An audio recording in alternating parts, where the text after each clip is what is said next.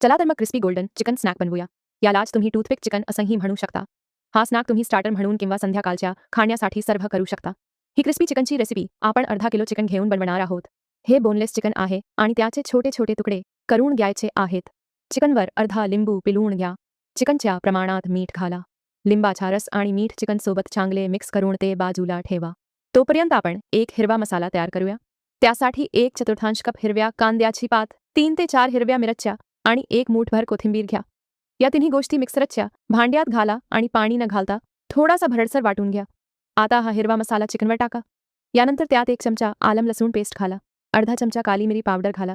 अर्धा चमचा धन्याची पावडर घाला. पाव चमचा हळद घाला. अर्धा चमचा काश्मीरी लाल मिरची पावडर घाला आणि अर्धा चमचा गरम मसाला पावडर घाला. सगळे मसाले चिकन सोबत नीट मिक्स करून घ्या आणि हे चिकन अर्धा तास मॅरिनेट होण्यासाठी ठेवा. आता एका भांड्यात 2 चमचे कॉर्नफ्लोअर घ्या आणि 1 मोठा चमचा मैदा घ्या. त्यात थोडं मीठ घाला.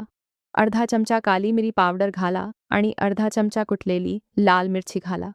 आता त्यात पाणी घालून पातळसर पेस्ट तयार करून घ्या. हे मिश्रण चिकन कोटिंगसाठी आहे. आता 2 मूठ भाजलेली शेवया घ्या आणि हाताने चिरडून त्याचे छोटे छोटे तुकडे करा.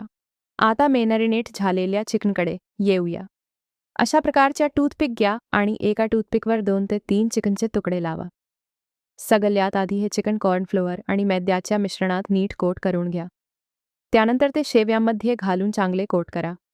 याच पद्धतीने सगळे टूथपिक चिकन तयार करून घ्या. अशा प्रकारे तयार केलेले टूथपिक चिकन किंवा गोल्डन चिकन तुम्ही फ्रीजरमध्ये 2 ते 3 आठवड्यांसाठी साठवून ठेवू शकता. आता गोल्डन चिकन फ्राय करण्यासाठी तेल मध्यम आचेवर गरम करा. तेलात चिकन घालून उलटपालट करत छान सोनेरी रंग येईपर्यंत कुरकुरीत तळून घ्या. नंतर चिकन तेलातून काढून अतिरिक्त तेल निथळू द्या आणि आपलं क्रिस्पी गोल्डन चिकन तयार आहे. हे तुम्ही हिरवी चटणी, टोमॅटो सॉस किंवा तुमच्या आवडीच्या डिपसोबत सर्व्ह करू शकता.